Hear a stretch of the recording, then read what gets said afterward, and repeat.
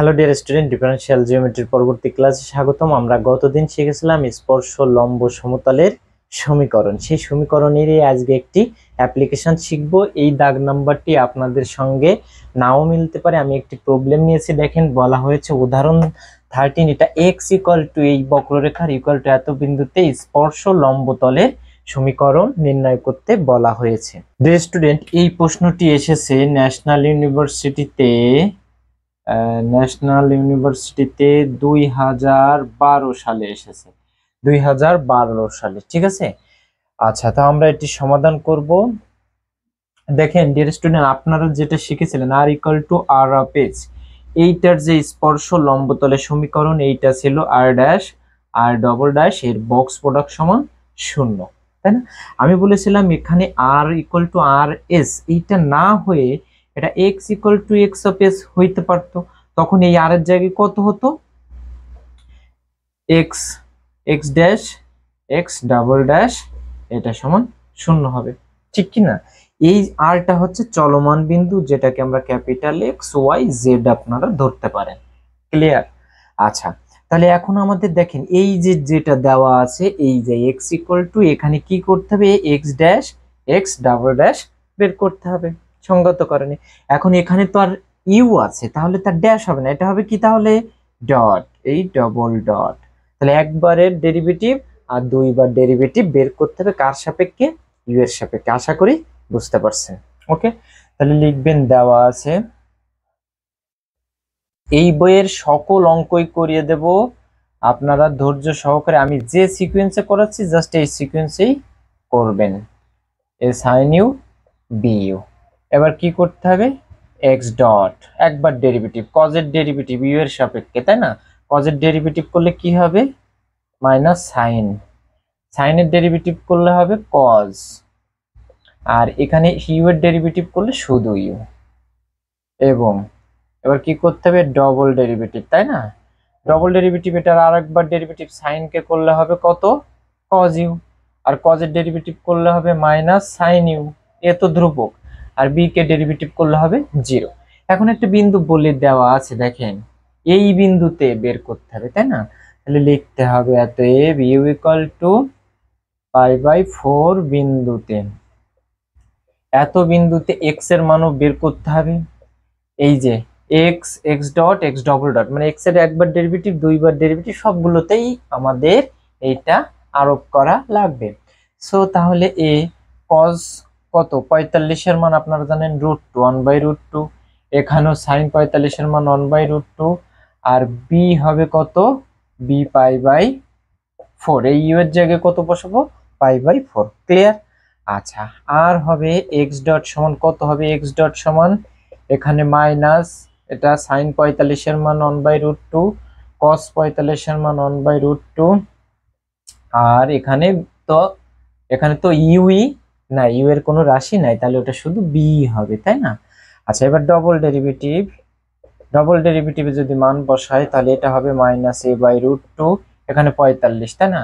এখানে এটাও মাইনাস 45, তাই তো? আর এটা 0 আছে। এখন এবার লিখবো যে আমরা জানি r equal to x y z চলমান বিন্দু হলে স্পর্শ লম্বতলের সমীকরণ r minus x x dot x double dot মান সমান 0 হবে, ঠিক কিনা? ডিয়ার স্টুডেন্ট, এখন এই যে বক্স প্রোডাক্ট, আপনারা জানেন বক্স প্রোডাক্ট মানে কি? একটা নির্ণায়ক মান, তাই না? তাহলে আর মাইনাস এক্স এইটা হবে কত? R minus x. আচ্ছা, আর হচ্ছে কত? X y z. R minus এক্সটা কত আছে বলেন তো? এক্সটা আছে এই যে এইটা, তাহলে এখানে হবে a/√2 বি π/4, তাই না? তাহলে এইটা মাইনাস এইটা হবে, এই আর মাইনাস এক্স কত হবে, তাহলে x minus A by root two, আর Y minus A by root two, আর Z minus B pi by four. এইটা হলো আমার সেই আর মাইনাস এক্স ভেক্টর, এর সাথে কি আছে, টি এন বি আছে, টি এন বি ভেক্টর আছে। ক্লিয়ার? তাহলে এইটা হবে সেই তিনটা মান, কত হবে তাহলে, x minus A by root two, sorry common না, নিশ্চয়ক মান y minus A by root two, আর হলো z minus B pi by four, এইটার নির্ণায়ক মান শূন্য, তাই না? তাহলে এইটা হলো একটা পার্টের মান বের করলাম। এবার এক্স ডট এর মান কত আছে, এক্স ডট ভেক্টরটা minus A by root two, এটা হলো এ বাই রুট টু, এই যে এটা, আর এটা হলো কত, বি। এটাকে একটু সরিয়ে লিখি, দেখতে খারাপ লাগছে, a by root two. Okay, আচ্ছা এবার হচ্ছে এক্স ডবল ডট এর মান, এক্স ডবল ডট এই ভেক্টর, তাহলে কত আছে, minus A by root two, minus A by root two, আর এটা জিরো। জাস্ট এখন এইটারই নির্ণায়কে বিস্তার করলে আমরা মূল সমীকরণটি পেয়ে যাব, স্পর্শ লম্ব তলের সমীকরণ।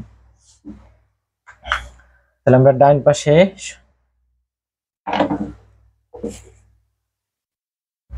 নির্ণায়কের বিস্তারটা ডান পাশে করি।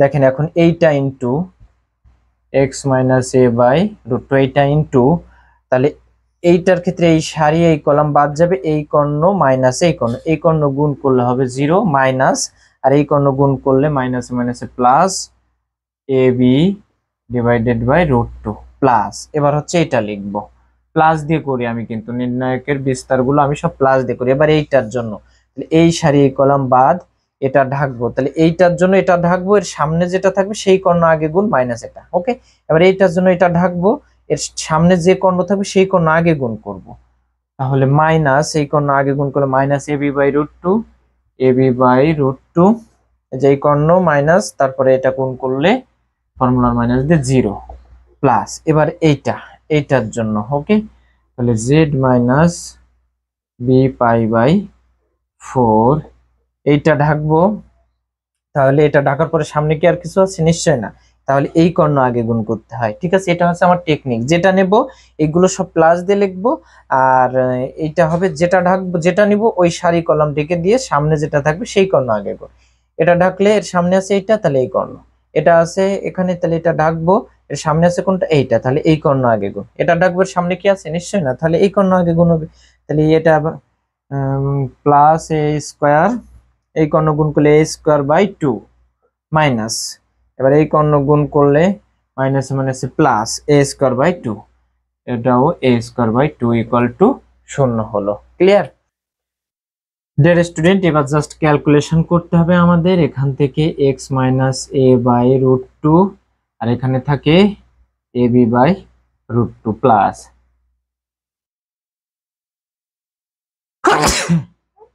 তাহলে এটা plus minus minus A B by root two plus, আর এইটা এটা যোগ করলে শুধু এ স্কোয়ার হয় না, তাহলে শুধু এ স্কোয়ার দিয়ে গুণ করবো, z minus B pi by four equal to zero. Okay, এটা ইকুয়াল টু জিরো। এখন দেখেন এইখান থেকে আমাদের গুণ করে লসাগু করতে হবে। ডিয়ার স্টুডেন্ট, এখন যদি এটার সঙ্গে গুণ করি, X A B by root two minus Y দিয়ে এই Y A B by root two, এটা দিয়ে গুণ করলে প্লাস এ স্কোয়ার জেড। তাহলে কি করলাম বলেন তো, শুধু এক্স ওয়াই জেড কে রাখলাম, আর বাকিগুলোর ডান পাশে নিয়ে যাব, এটা গুণ করলে হবে মাইনাস, এই পাশে নিয়ে যাই হবে প্লাস, তাহলে এ স্কোয়ার বি বাই টু হবে, এ কে এ গুণ করলে স্কোয়ার বি, আর রুট টু গুণ করলে টু। ওকে, আর এখান থেকে মাইনাসে মাইনাস এটা কি হবে, প্লাস, ডান পাশে নিয়ে গেলে হবে মাইনাস, এ গুণ করলে কত হবে, এ স্কোয়ার বি, এটা গুণ করলে হবে টু। ওকে, আর এটা গুণ করলে হবে কত, এটা হবে মাইনাস, ডান পাশে নিয়ে গেলে হবে plus, a square b pi divided by four. Okay, এখান থেকে দেখেন ডিয়ার স্টুডেন্ট, এখন দেখেন এইটার এটা এক রাশি কেটে যায়, এইখান থেকে কি করা যায়, এখানে এ বি, তাই না, তাহলে x b by root two minus y b by root two plus a z, এর সঙ্গে যদি আমি একটা এ কমন নেই, a square b pi by four, উভয় পক্ষ থেকে একটা এ বাদ দিয়ে দেওয়া যায়, তাই না? xb/√2 minus yb/√2 plus az equal to ab π/4, তাই না? ডিয়ার স্টুডেন্ট, এইবার আমরা কি করব, এইখান থেকে একটু x minus Y divided by 1/√2 plus az equal to ab π/4 করতেই পারি, তাই না? তাহলে এইটাকে যদি আমরা এই 4 দিয়ে গুণ করে দেয় বাম পাশে এনে, তাহলে 4 divided by √2 x minus y, আর এখানে একটা কত থাকবে, b থাকবে না কমন, যেহেতু x y, তাই না? আচ্ছা, প্লাস আর এখানে হবে 4az ইকুয়াল টু ab পাই। কি করলাম বলেন তো, উভয় পক্ষকে 4 দিয়ে গুণ করেছি। ক্লিয়ার? তাহলে এইটা কাটাকাটি করলে এখানে হবে 2√2, তাই না? এখানে 4 কে কত লিখতে পারি, 4 কে লিখতে পারি 2 গুণ 2, আর 2 মানে √2 ইন্টু 2 ডিভাইডেড বাই √2, এটা কাটলে 2√2 থাকে, সেই 2√2 x মাইনাস এর সঙ্গে b থাকবে, এইটা b plus 4az equal to ab পাই। ইহাই নিম্ন সমীকরণ, ইহাই নিম্ন স্পর্শ লম্বতলের সমীকরণ। আশা করি বুঝতে পারছেন।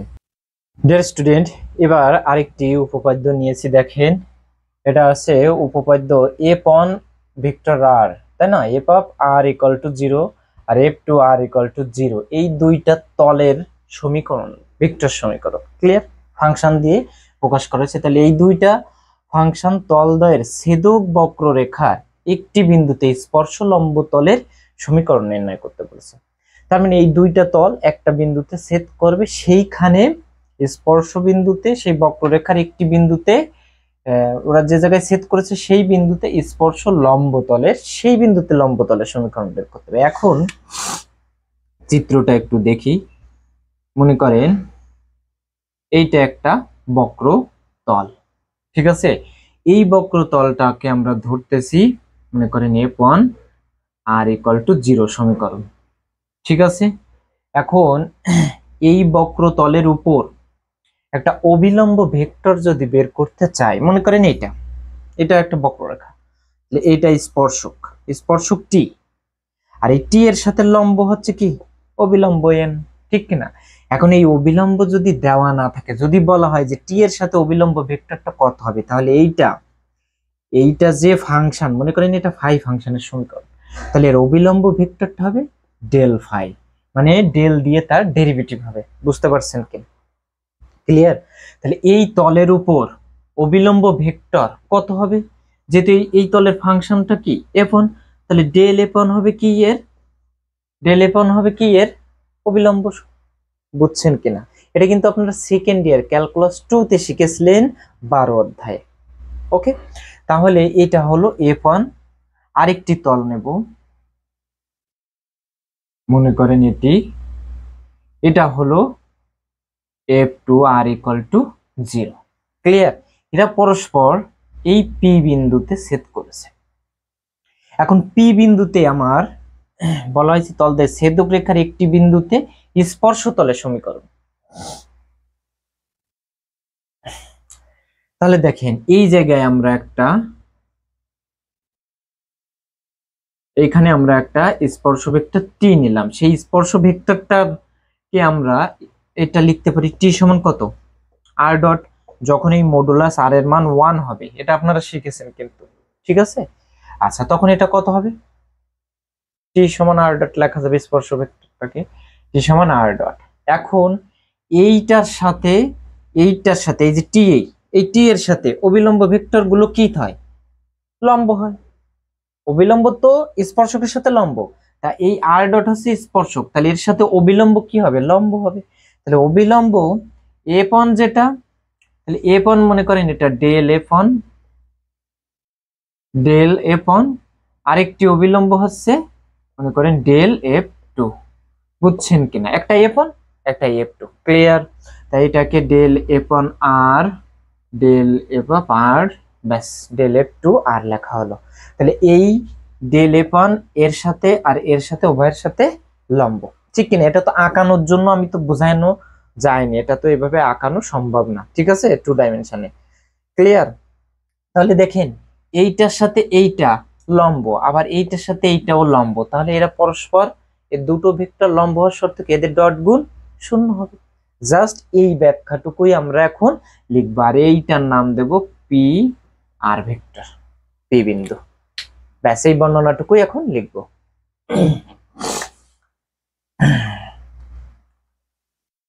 তাহলে লিখবেন মনে করি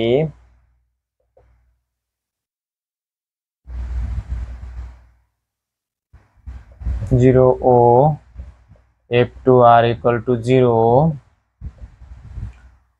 তলদ্বয়ের উপর ছেদবিন্দু পি অফ আর। ছেদবিন্দুকে আমরা ধরলাম পি আর, এই যে এটাকে ধরেছি, এই তল আর এই তল যে বিন্দুতে ছেদ করতে ওটাকে ধরেছি পি আর। ক্লিয়ার? এবার লিখবো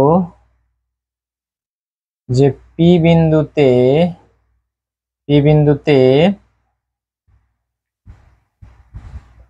স্পর্শ ভেক্টর, পি বিন্দুতে স্পর্শ ভেক্টর আমরা কত নিয়েছি, এই যে আর ডট, তাই না? আর ডট তলদ্বয়ের উপর অবিলম্ব ভেক্টর, তলদ্বয়ের উপর আর ডট তলদ্বয়ের উপর অবিলম্ব ভেক্টর, ঠিক আছে? আর ডট তলদ্বয়ের উপর অবিলম্ব ভেক্টর কত হবে?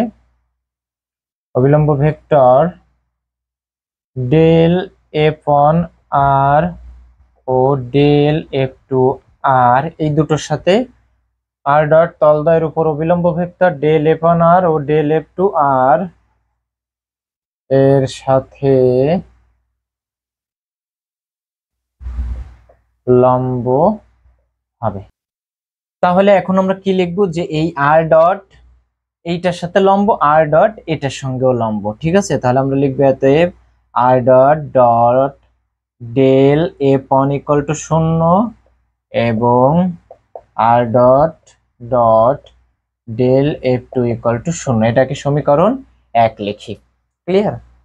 আচ্ছা ডিয়ার স্টুডেন্ট, এখন একটা জিনিস দেখেন, a ডট b সমান 0, তার মানে a b এর সাথে লম্ব। আবার a ডট c সমান যদি 0 হয়, তাহলে বুঝতে পারছি a c এর সাথে লম্ব, তার মানে একই ভেক্টর a b ও c এর সাথে লম্ব, ঠিক না? হ্যাঁ, যে একই ভেক্টর a b ও c এর সাথে লম্ব। ক্লিয়ার? তাহলে দেখেন এটা মনে করেন b, এটা মনে করেন, আমার মার্কারটা মনে করেন a, তাহলে a সরি সি, এটাকে ধরেন মার্কারটা মনে করেন সি। তাহলে এই এ আর সি এর দুটোরই উপর হচ্ছে লম্ব, হচ্ছে কোনটা হবে? এ লম্ব হবে, তাই তো? আচ্ছা তাহলে দেখেন এই দুটোর ক্রস গুণ, এটা তো 3 ডাইমেনশন অনুযায়ী যাচ্ছে, যেহেতু লম্ব হলেই তো প্রত্যেকের সাথে প্রত্যেকের কি কোণ, 90 ডিগ্রি। ক্লিয়ার? তাহলে দেখেন যে তাহলে বি ক্রস সি, এখান থেকে মনে করেন ঘড়ির কাঁটার বিপরীত মুখে যেতে হবে, ঘড়ির কাঁটার দিকে গেলে আমার কি হয়ে যাবে, এটা নেগেটিভ আসবে। তাহলে আমরা এটা কি লিখতে পারি, সি ক্রস বি সমান কত, এ হবে, তাই তো? কিন্তু এখানে তো একটা লম্ব একক ভেক্টর থাকতে হবে, এই উভয়ের উপর একটা লম্ব একক ভেক্টর থাকতে হবে, সেইটা তো এখানে এই ধরা হয়েছে। ক্লিয়ার? আচ্ছা, আর এইটা আর এইটা সমান হবে, ঠিক আছে, এদের দিক ঠিক আছে, কিন্তু মান কি সমান? মান সমান নেই, তাই একটা ল্যামডা স্কেলার দিয়ে গুণ করব। বুঝতে পারছেন? তাহলে এই ক্ষেত্রেও আমাদের একই রকম লিখবেন, যে তাহলে দেখেন একই আর ডট ডেল f1 আর ডেল f2 এর সঙ্গে ডট গুণ করলে 0 হচ্ছে, তাহলে আমরা লিখতে পারি ল্যামডা আর ডট সমান এই দুটোর ক্রস গুণফল del f1 cross del f2, লেখা যাবে কি না? এই যে এই ব্যাখ্যা থেকে বুঝতে পারছেন বিষয়টা, যে ডেল f1 আর ডেল f2 আর ডট উভয়ের সাথে লম্ব হচ্ছে, মানে আর ডটটা উভয় অবিলম্বের সাথে লম্ব হচ্ছে, তাহলে কি হবে, এদের ক্রস গুণ সমান ওই আর ডট হবে। আর ডটের মান কত আমরা জানি না, তো একটা ল্যামডা দিয়ে গুণ করব। ওকে ডিয়ার স্টুডেন্ট, এখন এটাকে আমরা সমীকরণ 2 দেব, আর লিখবো যে যেখানে ল্যামডা স্কেলার। এখন আমরা 2 কে ইউ এর সাপেক্ষে অন্তরীকরণ করে পাই। এখন 2 কে ইউ এর সাপেক্ষে অন্তরীকরণ করে পাই। এখন এইটাকে ইউ এর সাপেক্ষে অন্তরীকরণ করব ইউ ভি, ঠিক আছে। তাহলে ইউ কে রাখবো, ভি কে একবার করা আছে, আর একবার করলে কয়বার হবে, 2 বার, প্লাস এবার আর ডট কে রাখবো, ল্যামডা কে করলে ল্যামডা ডট, ঠিক আছে। ল্যামডা কে এখানে স্কেলার পরামিতি, এখানে কিন্তু স্কেলার পরামিতি লেখা উচিত, পরামিতি, ঠিক আছে, স্কেলার পরামিতি, এর জন্য একে ডেরিভেটিভ করা যাবে। আচ্ছা, তাহলে দেখেন এটা সমান, তাহলে ইউ বি গেল, এবং এখন এইটাকে করব আমরা, তাই না। ডিয়ার স্টুডেন্ট, এখন দেখেন এই যে ভেক্টর ডেল ডেল ডেল, এই ডেলে ভেক্টর হবে, হ্যাঁ। দেখুন del F one cross del F two, u কে রাখবো, ভি কে করবো প্লাস, ভি কে রাখবো, ইউ কে করবো del F one a dot cross del F two. Okay, দেখেন ইউ কে রেখেছি, ভি কে ডেরিভেটিভ প্লাস, এবার ভি কে রেখেছি, ইউ কে করছি। এখানে ক্রস গুণ থাকার কারণে এই সিকোয়েন্স কিন্তু চেঞ্জ করা যাবে না, যে ইউ কে রাখবো, ভি কে করবো প্লাস, ভি কে রাখবো, মানে এটাকে আগে রাখবো, এটার ডট পরে লাগবে না, এটা করা যাবে না। ভেক্টরের ক্ষেত্রে এই সিকোয়েন্সটা ঠিক রেখে ইউবি মেনটেন করবেন। ওকে ডিয়ার স্টুডেন্ট, এখন দেখেন এই রাশি আর এই রাশি যা আছে হুবহু আমি এখানে পরের লাইনে তাই লিখে নিয়েছি। এখন কি করব, উভয় পক্ষকে আর ডট দিয়ে কি করব, এখানে ক্রস গুণ করব, এবং উভয় পক্ষের বাম পাশে ক্রস দেব। ক্লিয়ার? আচ্ছা, তাহলে এখানে এটা স্কেলার ল্যামডা, তাহলে এখানে হবে আর ক্রস আর ডবল ডট, প্লাস এখানে হবে ল্যামডা ডট আর ক্রস আর, এইটার মান কত হবে, 0 ভেক্টর হবে, তাই না। আর ক্রস, একই ভেক্টরের ক্রস গুণ কত হয়, 0 হয়, 0 ভেক্টর, সো এখানে 0 ভেক্টর দিবেন। এবার এটার সঙ্গে ক্রস গুণ। ডিয়ার স্টুডেন্ট, এখন আপনারা যে ফর্মুলা জানেন, A cross B cross C, এইটা সমান, তাই না, A dot C B minus A dot B C, এটা শিখেছিলেন না। এখন এইখানেও সেই ক্রস গুণেরটা আমরা করব। তাহলে এখানে দেখেন r dot cross del F on del F two dot. Okay, এই আর ডটটা এর সঙ্গে ক্রস গুণ হবে, প্লাস আর ডট এর সঙ্গে ক্রস গুণ হবে, যেহেতু প্লাস আছে, তাহলে ক্রস এখানে del F one dot cross del F two, ব্যাস। তাহলে এখন সূত্রটা লিখব। ডিয়ার স্টুডেন্ট, এখন এই ফর্মুলা আমরা অ্যাপ্লাই করব, তাহলে কত হবে, আর dot C, R dot C হচ্ছে কত, ডেল এফ টু, এটা ডট। ওকে, আর এর সঙ্গে হবে কত, বি, বি হচ্ছে কত, ডেল এফ অন। ওকে, আচ্ছা, মাইনাস আবার এ ডট বি, তার মানে এইটা ডট এইটা, R dot del F on, এর সঙ্গে থাকবে কত, সি, সি হচ্ছে কত, ডেল এফ টু।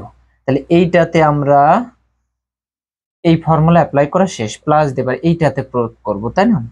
দেখেন এইটা হবে a dot c, a dot C হচ্ছে del F two, a dot c এর সঙ্গে থাকবে এইটা ডেল এফ অন, এর ভেক্টর উপরে ভেক্টর। ওকে, ফর্মুলার মাইনাস, এবার হবে এ ডট বি, এই যে a dot b del F on, এইটা এর সঙ্গে থাকবে কত, সি, ডেল এফ টু।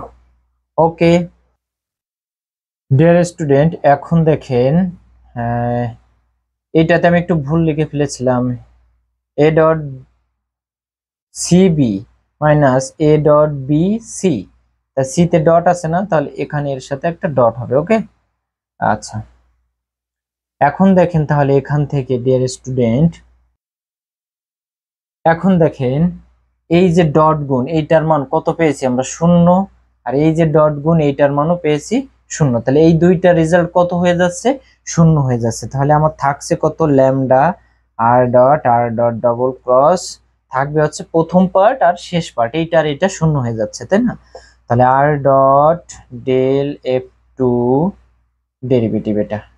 ওকে, আর হলো এখান থেকে ডেল এফ ওয়ান মাইনাস, এবার পরেরটি R dot del F one dash, এটা হচ্ছে ডেল এফ টু। ক্লিয়ার? তাহলে এই প্রথম পদ আর লাস্টের পদ থাকছে এইটা, আর এইটার মান এখান থেকে শূন্য পেয়েছি, শূন্য এখানে আর এখানে অ্যাপ্লাই করলে শূন্য হয়ে যাচ্ছে। ওকে ডিয়ার স্টুডেন্ট, এখন এইটাকে সমীকরণ নাম্বার 3 দিবেন।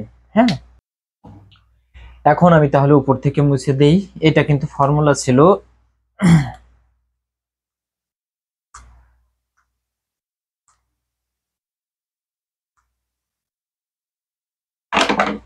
এখন দেখেন পি বিন্দুতে, পরে লিখবেন পি বিন্দুতে,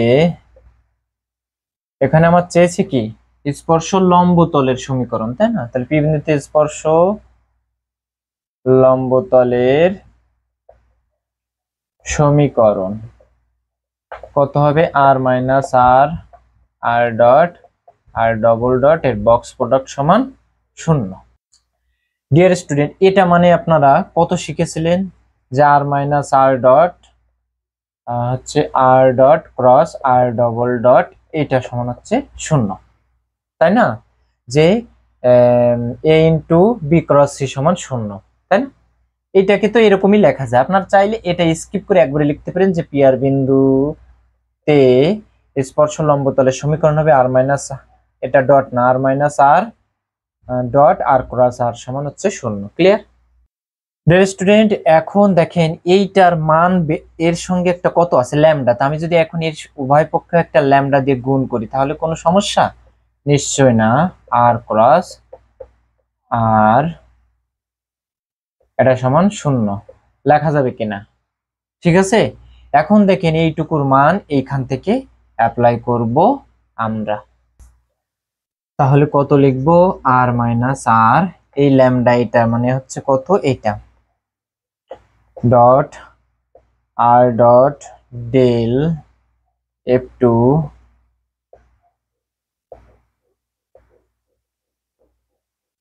del F2 del F1 minus, এখান থেকে থার্ড ব্র্যাকেট লিখি, আর dot del F1 del F2 এটা সমান 0, তাই না?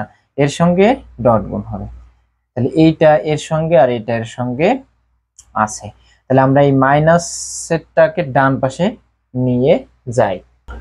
তাহলে কি লিখবো? আর মাইনাস আর ডট আর ডট ডেল F2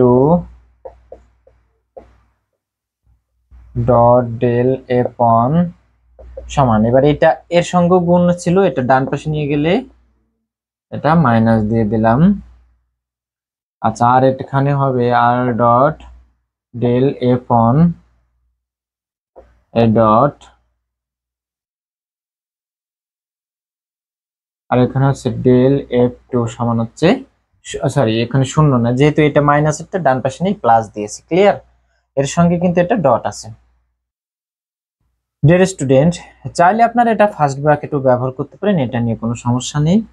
এবার দেখেন তাহলে, এখন দেখেন ডিয়ার স্টুডেন্ট, যে এইটাকে আমরা রাখি আলাদা, যে আর ডট ডেল F2 এর ডট, ওকে, আর এইটার এইটাকে ডট গুণ দিয়ে লিখি যে আর মাইনাস আর এটা dot del F1 equal to, এখান থেকে একইভাবে লিখি আর ডট ডেল F1 এইটা, আর একটু ব্র্যাকেট দিয়ে লিখি, আর ব্র্যাকেট দিলাম, আর এইটাকে এর সঙ্গে ডট গুণ দিয়ে লিখি r minus r dot del F2। Okay, আচ্ছা এটা লিখলাম। এখন দেখেন এটা মুছে দিলাম। এখন দেখেন এই যে r minus r dot del F1 এটাকে রাখলাম, আর এই রাশিটাকে এর নিচে নিয়ে আসলাম, কত হবে? আর ডট ডেল F1 এর ডট ইকুয়াল টু, এবার এই রাশিটাকে রাখি r minus r dot del F2 divided by এই যে রাশিটা ছিল এটা এর সঙ্গে গুণ, এটা এই পাশে যে ভাগ হবে, তাই না? আর ডট ডেল F2 এর ডট। ঠিক আছে ডিয়ার স্টুডেন্ট, মনে রাখবেন যে এখানে ডট গুলো সব কিন্তু নিচেই রাখতে হবে। হ্যাঁ, তাহলে ইহাই হচ্ছে আমার সেই স্পর্শ লম্ব তলের সমীকরণ। তাহলে লিখবেন ইহাই নির্ণেয় স্পর্শ লম্বতলের সমীকরণ। আশা করি বুঝতে পারছেন, তাই না?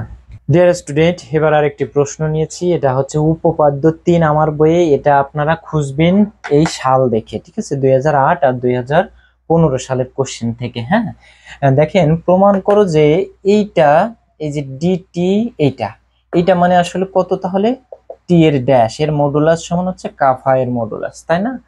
টি কে এস এর সাপেক্ষে ডেরিভেটিভ করলে তো টি ড্যাশ হবে, তাহলে টি ড্যাশ এর মডুলাস সমান মডুলাস কাফা। এখানে এই কাফাকে বলা হয় বক্রতার ব্যাসার্ধ, আর এই যে টাও হচ্ছে প্যাচের ব্যাসার্ধ। ওকে, আচ্ছা, তাহলে এখন দেখেন এটাকেও কত লেখা যাবে? একইভাবে বি ড্যাশ সমান মডুলাস টার্ম। এখন এটা প্রমাণ করব, করার জন্য আমরা একটা চিত্র দিয়ে করব। তাহলে আমরা শুরু করি। ডিয়ার স্টুডেন্ট, এখন মনে করেন কোন বক্ররেখার উপর, এটা হচ্ছে পিএস, আর এইখানে এটা ধরলাম Q of S plus delta S. ঠিক আছে, তাহলে আমরা লিখবো যে মনে করি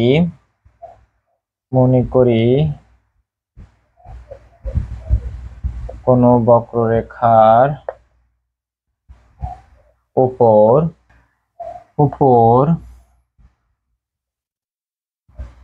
নিকটবর্তী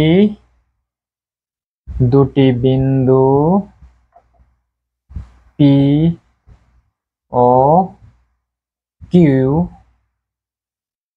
এর স্পর্শক দ্বয়ের মধ্যবর্তী কোণ ডেল থিটা। এখন দেখেন, স্পর্শক আঁকতে বলা হয়েছে পি বিন্দুতে স্পর্শক, তাহলে পি বিন্দুতে স্পর্শক হচ্ছে এটি, আবার কিউ বিন্দুতে স্পর্শক হবে এটি। ঠিক আছে, ওকে, তাহলে এই দিক এইটা আর এইটা, এদের মধ্যবর্তী কোণ হবে কি? এইটা, তাহলে এদের মধ্যবর্তী কোণ হবে ডেল থিটা। বুঝছেন কিনা? ক্ষুদ্র কোণ ডেল থিটা। ডিয়ার স্টুডেন্ট, তাহলে দেখেন এই যে স্পর্শক, এটাকে আমরা টি ধরতে পারি, আর এই যে স্পর্শক, তাহলে এখানে কি হবে? টি প্লাস ডেল টি, যেহেতু এটা ক্ষুদ্র। বুঝতে পারছেন বিষয়টা? তাহলে ওইটাকে ধরতে হবে টি প্লাস ডেল্টা টি। স্টুডেন্ট, তাহলে এইখান থেকে দেখেন এই টি আর টি প্লাস ডেল্টা টি, এই দুইটা কিন্তু একই না, ঠিক আছে? ধ্রুবক নয়, এই কারণে এটা চেঞ্জ হইতে পারে। স্পর্শ ভেক্টর এখানে টি, তাহলে এটা কত হবে? ভিন্ন একটা ভেক্টর দিয়ে লিখবো, তাই টি প্লাস ডেল টি। ক্লিয়ার? তাহলে এখানে লিখবেন এই কথাটা, যে যেহেতু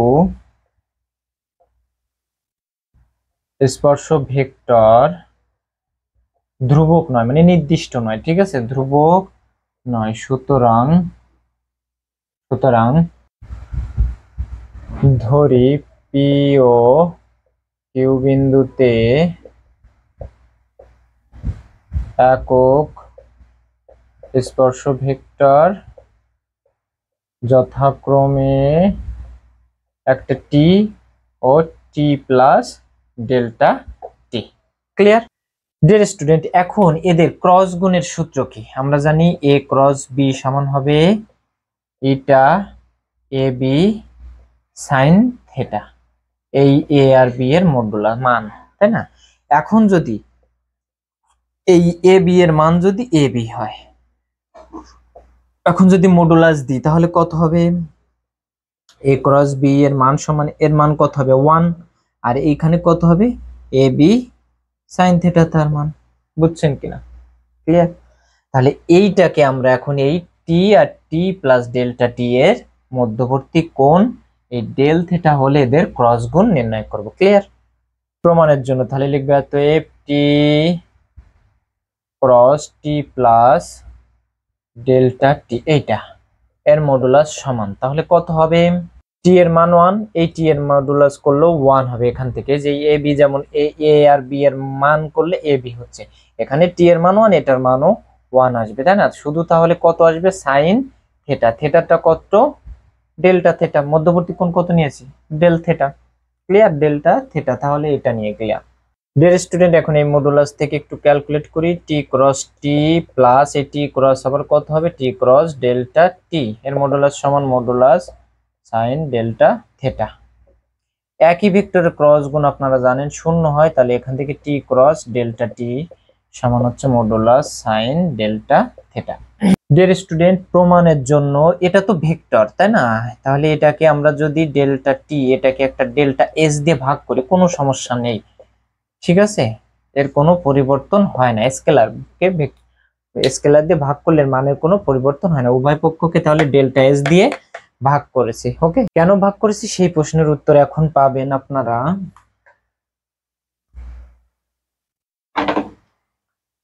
দেখেন, সূত্রে আনার জন্য এটা করেছি। হ্যাঁ, এবার খেয়াল করেন, যখন কিউ টেন্স টু পি, এই কিউটা যখন পি এর কাছে চলে আসবে তখন এই যে চাপ দৈর্ঘ্য ডেল্টা এস ছিল, এক্সট্রা যে চাপ দৈর্ঘ্য ডেল্টা এক্স এর সাথে কিছু যোগ হইলে বিন্দুর স্থানাঙ্ক এখানে হয়েছে, তাহলে যখন কিউ এইখানে আসবে তখন এই যে ডেল্টা এস এর মান কত হয়ে যাবে, শূন্যের কাছাকাছি।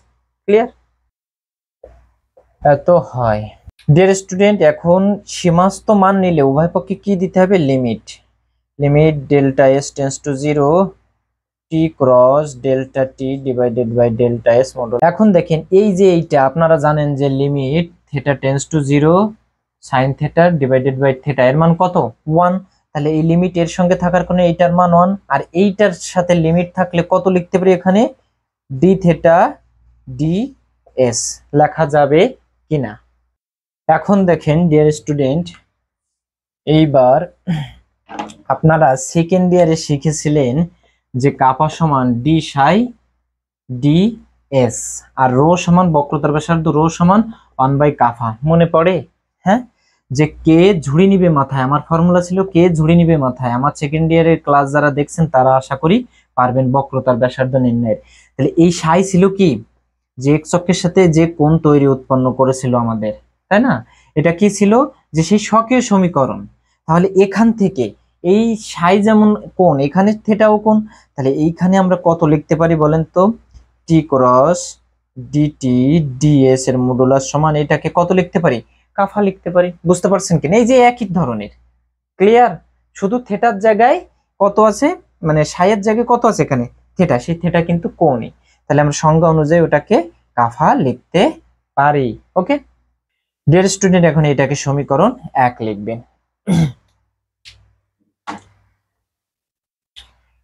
ডিয়ার স্টুডেন্ট, এখন লিখবেন যে আবার টি ডট টি সমান কত জানি আমরা, একই ভেক্টরে ডট গুণ করলে হবে 1, তাই না? টি ডট টি এর মান 1। এখন যদি এটাকে উভয় পক্ষকে আমরা ডেরিভেটিভ করি এস এর সাপেক্ষে, টি ডট টি সমান হচ্ছে ডান পাশে ডেরিভেটিভ করলে 0, এটা হবে কত, ইউ কে রাখবো ভি কে করবো, এস এর সাপেক্ষে করলে ড্যাশ হবে, প্লাস ভি কে রাখবো ইউ কে করবো একই রকম, তাই না? তাহলে এটা কত হবে, 2 into T dot T dash সমান 0। এরকম ক্যালকুলেশন আপনাদের আগেও দেখেছি, এই জন্য আমি একটু স্কিপ করতেছি।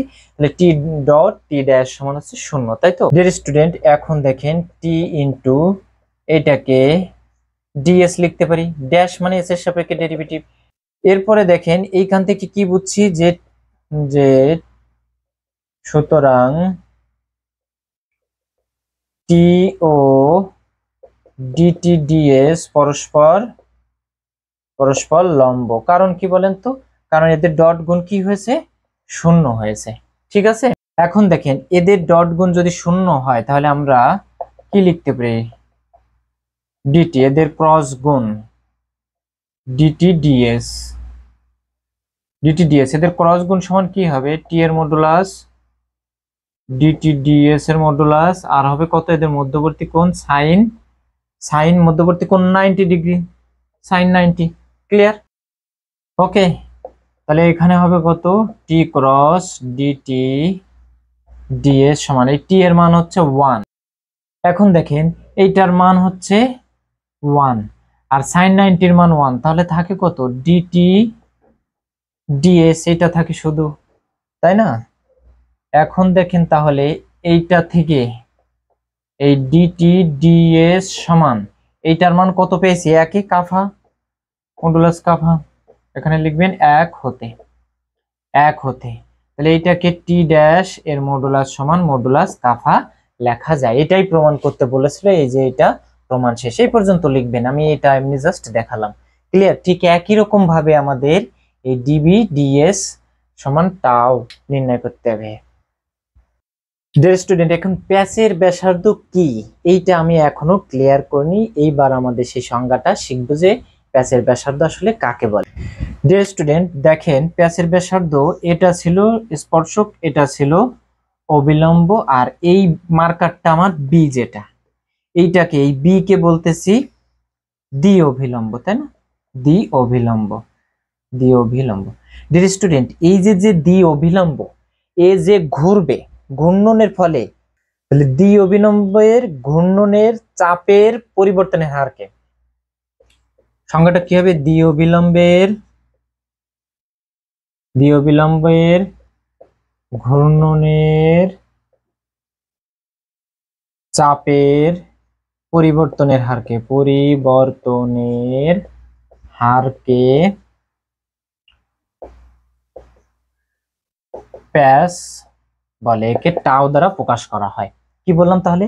যে দ্বি অবিলম্ব যখন ঘুরতেছে তার চাপের যে পরিবর্তন হয়, এ যদি এই দিকে ঘুরে তাহলে চাপের যে পরিবর্তন হবে তখন সেটা এইটা এই জায়গায় আছে, বুঝতে পারছেন? তাই এই ঘোরার ফলে এর যে চাপের পরিবর্তন হয়, ঠিক আছে, সেই চাপের পরিবর্তনের হারকে বলা হচ্ছে কি? প্যাচ। বুঝতে পারছেন? তাহলে এখানে রিলেটেড কে? বি রিলেটেড, বুঝছেন কিনা? ক্লিয়ার? আচ্ছা, তাহলে আশা করি বুঝতে পারছেন। আর কাফা ছিল কি? যে কোনো সরল রেখার দিক পরিবর্তনের হারকে তার কি বলা হয়? বক্রতা বলা হয়, মানে কাফা। ঠিক আছে, কাফাকে বলা হয়েছিল কি? বক্রতা। বক্রতা হচ্ছে কি? যে কোনো সরল রেখার যে পরিমাণ দিক পরিবর্তন করছে তার হারকে কাফা বলা হয়। আর প্যাচ হচ্ছে কাকে বলবো? যে দ্বি অবিলম্বের পরিবর্তনের ক্ষেত্রে চাপের যে পরিবর্তন হচ্ছে সেই পরিবর্তনের হারকে বলা হচ্ছে প্যাচ। আশা করি বুঝতে পারছেন। ক্লিয়ার? ডিয়ার স্টুডেন্ট, এইটা আমরা স্পর্শকের ক্ষেত্রে যেমন করেছি, টি এর ক্ষেত্রে ডিটি ডিএস এর ক্ষেত্রে যেমন করেছি, কাফা যেমন প্রমাণ করেছি, একদম সেম প্রমাণ করবেন। শুধু এই টি এর জায়গায় কত আসবে এখন? বি। আর অ্যাঙ্গেলটাকে একটু চেঞ্জ করবেন, ফাই দিয়ে লিখবেন, ডেল ফাই। ওদের মধ্যবর্তী কোণ ফাই, ডেল ফাই। আর সেম একই প্রসেস, একই বর্ণনা, একই লেখা, দেখেন হুবহু সব জায়গায় একই, শুধু চেঞ্জ হবে থিটার জায়গায় ফাই আছে আর টি এর জায়গায় বি দিতে হবে। আশা করি পারবেন এটা আপনারা দেখলে। ডিয়ার স্টুডেন্ট, আরেকটি উপপাদ্য নিয়েছি, দেখেন এটা উপপাদ্য 5 বলা আছে প্রমাণ করে যে r equal to r of s. আমরা এটা জেনারেলি কি শিখেছি? বক্ররেখার সমীকরণ। কিন্তু এখানে বলা হয়েছে যে এই বক্ররেখাটি সরল রেখা হবে, তার প্রয়োজনীয় যথেষ্ট শর্ত হলো রেখাটির উপর সকল বিন্দুতে কাফার মান কি? 0। আচ্ছা, কাফা কি কি বলেছিলাম? যে কোনো সরল রেখার দিক পরিবর্তনের হারকে তার বলা হয় কাফা। এখন দিক পরিবর্তনের হার যদি 0 হয়ে যায় তাহলে সে তো স্ট্রেট লাইন হবে, সরল রেখাই হবে। ক্লিয়ার? সেটাই প্রমাণ করতে হবে যে প্রয়োজনীয় যথেষ্ট শর্ত। আমরা জানি যে প্রয়োজনীয় আর যথেষ্ট শর্ত থাকলে যেটা দেওয়া থাকে সেটা থেকে প্রমাণে আসে, আবার প্রমাণ থেকে ওটাতে ফিরে যায়। আর এটা লাস্ট 2013 সালে আসে, লাস্ট আরো অনেক সালে আসছে কিন্তু লাস্ট 2013 সালে আসছে। ক্লিয়ার? তাহলে এবার আমরা প্রমাণ করব। প্রমাণ তাহলে আমরা লিখব যে ধরে নেব যে মনে করি r equal to r of s সরল রেখার সমীকরণ। ধরে নিচ্ছি যে r equal to r of s সরল রেখার সমীকরণ। এক্ষেত্রে প্রমাণ করব যে কাফা সমান 0। ঠিক আছে ডিয়ার স্টুডেন্ট, এখন দেখেন সরল রেখার সমীকরণ আমরা যেমন লিখি ax by equal to c, এই টাইপেরই আমরা একটা এখন সমীকরণ লিখব। হ্যাঁ, তাহলে লিখব যে এবার লিখব যে আমরা জানি যে কোনো সরলরেখার সমীকরণকে r vector equal to as plus b আকারে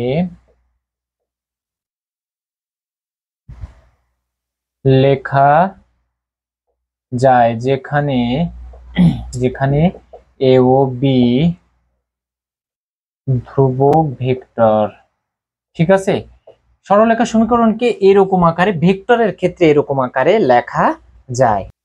ডিয়ার স্টুডেন্ট, তাহলে দেখেন যে এখন এইচ এর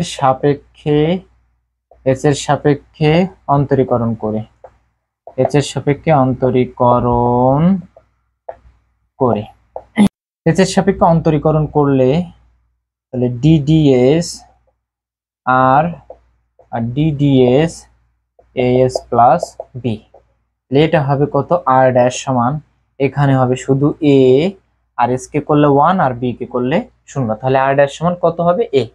ডিয়ার স্টুডেন্ট, আর ড্যাশ সমান আমরা একটা ফর্মুলা শিখেছিলাম, টি, টি সমান আর ড্যাশ, তাহলে টি সমান এ। ইহাকে আবার এস এর সাপেক্ষে অন্তরীকরণ করব, ইহাকে আবার এইচ এর সাপেক্ষে অন্তরীকরণ করে, এইচ এর সাপেক্ষে অন্তরীকরণ করলে ডিডিএস, এটা টি, আর এর পাশে ডিডিএস এ, তাহলে টি এর ডেরিভেটিভ করলে টি ড্যাশ, আর এর ধ্রুবক ভেক্টর, এটার ডেরিভেটিভ করলে শূন্য ভেক্টর। হ্যাঁ ডিয়ার স্টুডেন্ট, এখন টি ড্যাশ সমান আমরা শিখেছি কত, কাফা এন সমান 0, তাহলে এন কে ওই পাশে নিয়ে যাই, কাফা সমান 0 লিখতে পারি। ডিয়ার স্টুডেন্ট, এখন উভয় পক্ষকে আমরা একটু মডুলাস করি, কাফা এন সমান 0 এর মডুলাস, এপাশে এন এর মডুলাস করলে 1 হবে, তাহলে কাফা সমান কত লেখা যায়, 0 লেখা যায়, তাই না? ডিয়ার স্টুডেন্ট দেখেন, তাহলে এই যে সরলরেখা সমীকরণ থেকে আমরা কত প্রমাণ করলাম, কাফা সমান 0, এটা হলো এর কি শর্ত, প্রয়োজনীয় শর্ত। তাহলে এখানে একটু লিখে নেবেন আপনারা যে এটা হলো প্রয়োজনীয় শর্ত প্রমাণ করেছি আমরা, এটা ক্লিয়ার। আচ্ছা, এবার আমরা যথেষ্ট শর্ত দেখাবো। ডিয়ার স্টুডেন্ট, যথেষ্ট শর্ত সেম জিনিস, উল্টা, এইখান থেকে উল্টা ক্রমে এখানে যাব আমরা। হ্যাঁ, আমি এখানে লিখব যথেষ্ট শর্ত, ঠিক আছে। এবার উল্টাটা ধরবো, দেখেন আমরা ধরেছিলাম যে এই r equal to r of s সরলরেখা সমীকরণ হলে কাফার মান 0 হবে, আর এবার ধরবো কাফা 0 হলে সরলরেখা সমীকরণ আসবে, ঠিক আছে। মনে করি r equal to r of s রেখার উপর সকল বিন্দুতে কাফা 0, আমরা প্রমাণ করব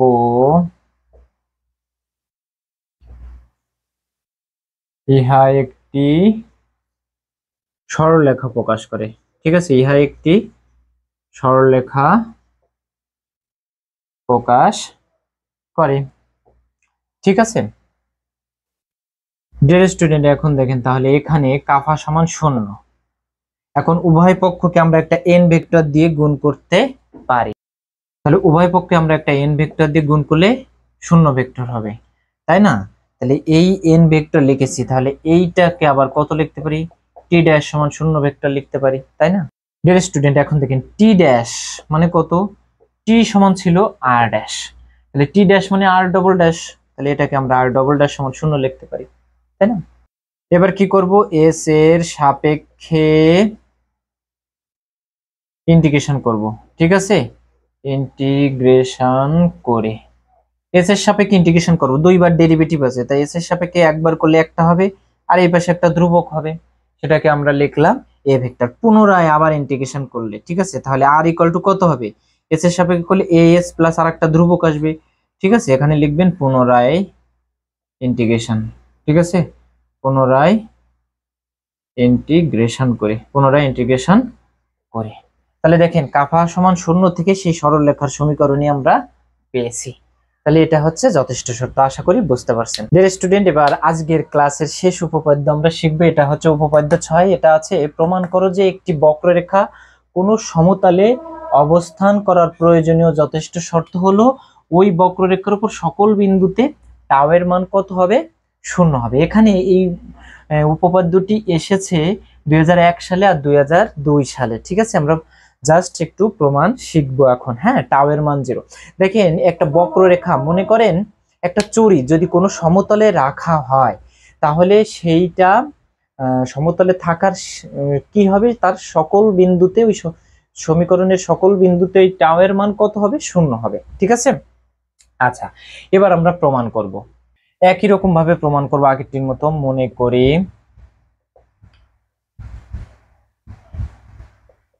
বক্ররেখা সমতলে অবস্থান করে। আমরা প্রমাণ করব টাও সমান 0। ঠিক আছে স্টুডেন্ট, এখন আমাদের একটা ব্যাখ্যা লিখতে হবে যে আমরা জানি, দেখেন আমরা জানি কোন বক্ররেখা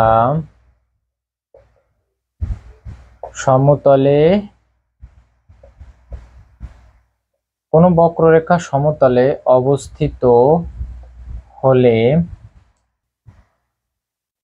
বক্ররেখার যে কোনো বিন্দুতে স্পর্শক ও প্রধান অভিলম্ব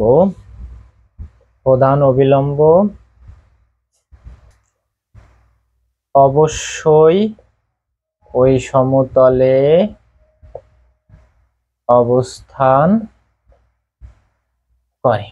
কি বলা হলো দেখেন তো, যে যদি কোনো বক্ররেখা সমতলে থাকে, ঠিক আছে, মনে করেন এই বক্ররেখা সমতলে থাকার শর্ত কি, যে ওর স্পর্শক আর প্রধান অবিলম্ব এই দুটো ওই সমতলে থাকতে হবে। বুঝতে পারছেন? ওই সমতল ধারণ করবে, এটাই বলা হয়েছে। হ্যাঁ, এবং এটা স্বতঃসিদ্ধ। কিন্তু তার মানে এই বক্ররেখা কোন সমতলে থাকবে বলেন তো? এই যে স্পর্শ লম্ব সমতলে থাকবে, ঠিক কিনা? যেহেতু এই স্পর্শক আর হচ্ছে অবিলম্ব, প্রধান অবিলম্ব, এরা ওই সমতলে থাকবে। কোন সমতলে? স্পর্শ লম্ব সমতলে। তাহলে বক্ররেখাও কোন সমতলে থাকবে? ওই সমতলে লাগবে। তাহলে লিখতে হবে যে অর্থাৎ বক্ররেখাটি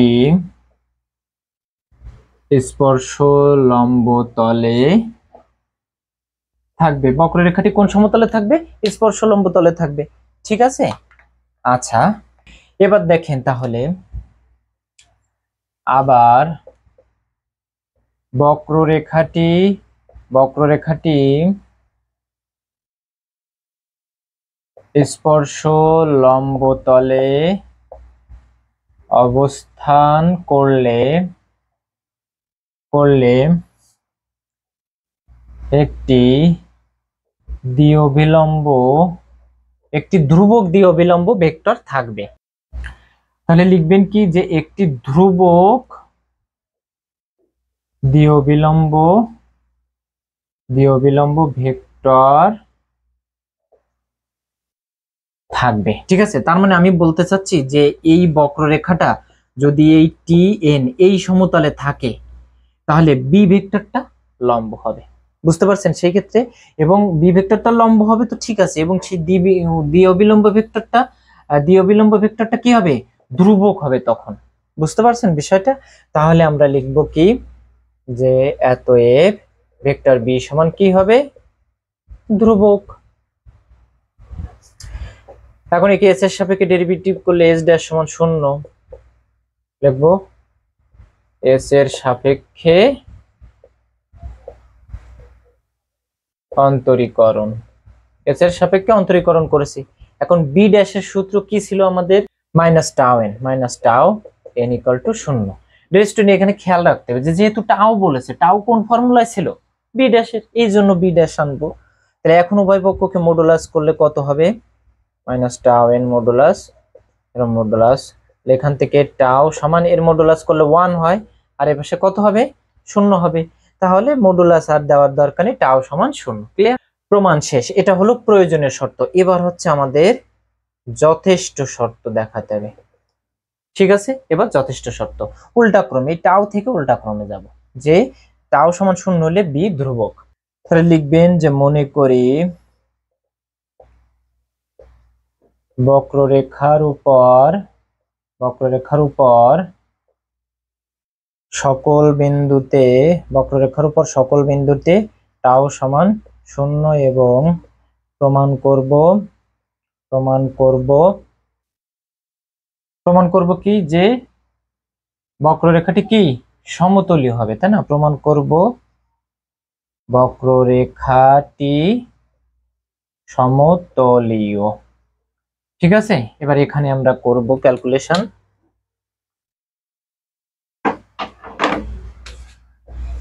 এবার দেখেন, তাহলে আমরা ধরেছি কি সমতলীয়, তাই না? সমতলীয় হলে উপপাদ্যেই আমরা প্রমাণ করেছি মাত্র, সমতলীয় হলে টাও এর মান কত হবে? এখানে ভেক্টর হবে না, টাওটা ভেক্টর দিয়ে ফেলেছি ভুল করে। তাহলে টাও সমান কত হবে? 0 হবে। অতএব টাও সমান কত? টাও সমান কত হবে? 0 হবে। ঠিক আছে, তাহলে এটাকে কত দিয়ে গুণ করব? -n দিয়ে গুণ করব। টাও n সমান হচ্ছে 0 ভেক্টর উভয় পক্ষকে। ক্লিয়ার? তাহলে টাও n সমান হচ্ছে কত হবে? b ড্যাশ সমান 0 ভেক্টর। ক্লিয়ার? ডিয়ার স্টুডেন্ট, এখানে একবার ইন্টিগ্রেশন করে পাই। ইন্টিগ্রেশন করলে কত হবে? b সমান হচ্ছে একটা ধ্রুবক হবে, ডেরিভেটিভ চলে যাবে আর একটা ধ্রুবক হবে। তাহলে b সমান ধ্রুবক। তাহলে b যদি ধ্রুবক হয় তাহলে সরলরেখাটি কি ছিল? সমতলে থাকবে। তাহলে b ধ্রুবক হওয়া মানে কি? তাহলে ইহা নির্দেশ করে বক্ররেখার সকল বিন্দুতে b এর দিক কি? দিক একই। ধ্রুবক হওয়া মানে কি? b ভেক্টরের দিক একই, যে কোনো বিন্দুতে, ওই বক্ররেখার উপর যে কোনো বিন্দুতে b এর দিক একই। অর্থাৎ b এর দিক যদি একই হয় তাহলে কি ইমপ্লাইজ করে? বক্ররেখার সকল বিন্দুতে স্পর্শ লম্বতল একই। বক্ররেখার সকল বিন্দুতে স্পর্শ লম্বতল একই, তার মানে বি ধ্রুবক। বি এর দিক ওই বক্ররেখার উপর যে কোনো দিক হতে পারে, মানে একই যে কোনো দিক মানে একই দিক। ঠিক আছে, তাহলে ওটা নির্দেশ করতেছে কি একই দিক হওয়ার কারণে কি বক্ররেখার সকল বিন্দুতে স্পর্শ লম্বতলও একই হচ্ছে। ঠিক আছে, তাহলে কি বুঝতেছি? যে স্পর্শ লম্বতল একই হওয়া মানে কি? যে অতএব লিখবেন যে বক্ররেখাটি সমতুল্য। বক্ররেখাটি কোন সমতুল্য? বক্ররেখাটি সমতলীয়। কোন সমতল? স্পর্শ লম্বতলে আছে। ডিয়ার স্টুডেন্ট, এই ছিল আজকের প্রমাণ। পরবর্তী ক্লাসে আরো কিছু অঙ্ক নিয়ে হাজির হব। আজকে এই পর্যন্ত।